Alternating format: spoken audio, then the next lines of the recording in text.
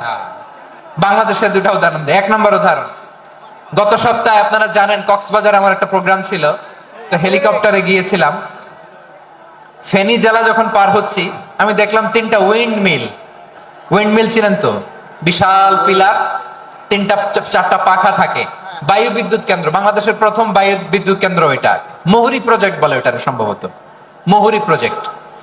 তো সাগরের বাতাসের ঝাপটায় এটা ঘুরে এনার্জি হয়, ইলেকট্রিসিটি উৎপাদন হয়। তো আমি পাইলটকে বললাম, ভাই এগুলো থেকে কেমন ইলেকট্রিসিটি উৎপাদন হয়? কয় হুজুর একটু হয় না, কিছুই হয় না। কিছুই হয় না মানে? বলে হুজুর বাংলাদেশে যত উইন্ড মিল আছে এটার পাখা একটাও ঘুরে না। আল্লাহ, বলেন কি? তাহলে এই যে কোটি কোটি টাকা ব্যয় করে যে উইন্ড মিল, কয় হুজুর ভিতরে ফিটফাট, উপরে ফিটফাট, ভিতরে সদরঘাট। তার মানে কোটি কোটি টাকা দিয়ে এই উইন্ড মিল বানায়, এখানে কিছু নাই। দুর্নীতির আড্ডাখানা, আখড়াখানা বাংলাদেশ, ঠিক কিনা বলেন? হায় রে।